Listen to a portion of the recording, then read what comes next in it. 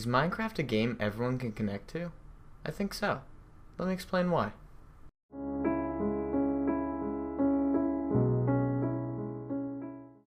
Every Minecraft world is exactly what it says it is, a world.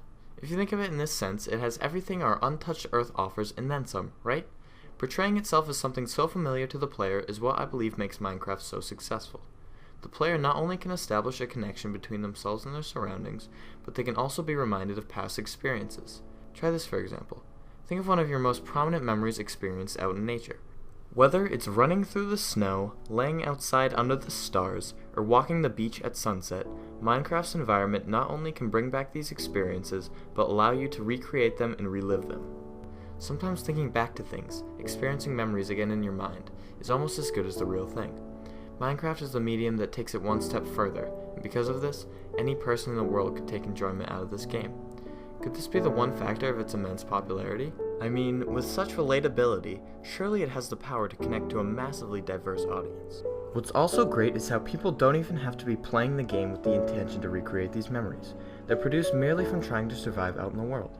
For example, just today, I started a survival world in the roof forest. I found a small alcove in the ground and immediately started to make my home there. All the while, memories of discovery and adventure deep within my friend's woods start flooding back, memories I previously thought to have left my subconscious. Back then, we built a fort deep within the forest, climbed a tree, and raised a construction paper flag to mark our territory.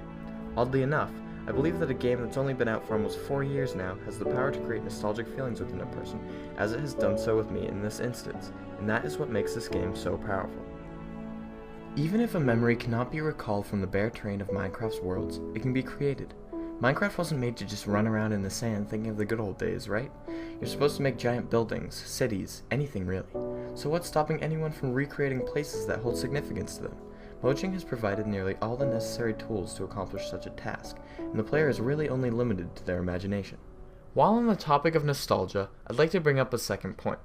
If you've ever experienced it, do you ever associate it with a sense of enchantment?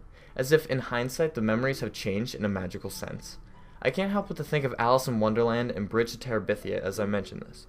Once again, I think Mojang has, most likely without intention, created Minecraft in a way to pander to yet another facet of nostalgia.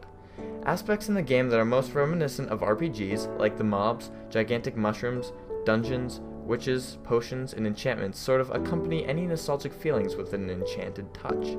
Nostalgia is an interesting concept.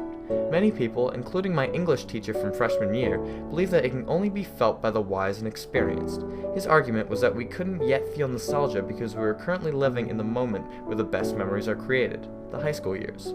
This has to have been the only thing that he has ever said that I disagree with.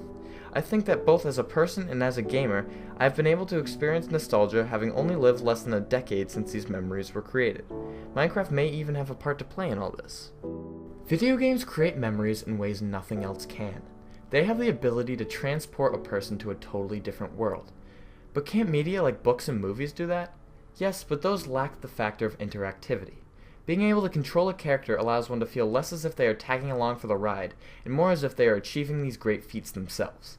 I'd like to make a connection between Harry Potter and The Legend of Zelda to make a point. Say you've both read the Harry Potter series and finished any Zelda game, take your pick. They are both tales of an underdog hero who beats the odds to save the world. Which would you feel more accomplished with upon completion? Probably the Zelda game. You beat the monsters, you saved the princess, you brought peace back to the world. Doesn't making accomplishments of that caliber make it more likely for them to become prominent memories?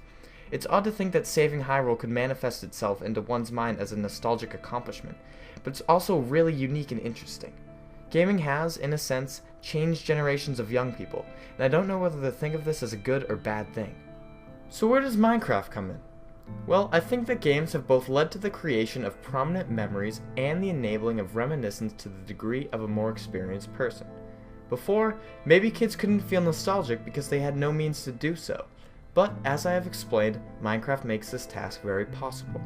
As a game that has a very large following of younger people, many kids are being introduced to this form of hindsight. So, unlike what my English teacher previously argued, people may now be more and more likely to feel nostalgia at a younger age, both because of how nostalgic memories are created through games and because of the fact that games have become a medium that enables nostalgic memories to arise. I'd like to think that this was Mojang's plan all along. It's possible, but unlikely. This is how the game presents itself to me. I got this specific innate response playing it and perceived the game in my own way as a result. But the thing is, I'm just one guy. Minecraft, although not often delved into, can be perceived in infinite ways. Each individual who plays this game is going to think differently about it, and I'm just sharing my own view. I'm sure even you have your own take on the game, and I'd love to hear it. I could be overthinking this, but maybe Minecraft is more than just a simple indie sandbox title. Games that either put me in a certain place or require a great amount of thought are what I think of as the true masterpieces in our culture. I think they also serve as evidence against the seemingly unprecedented hatred of video games by society. But that's for another day. And I guess that's why it's called Overthinkage. Thanks for watching.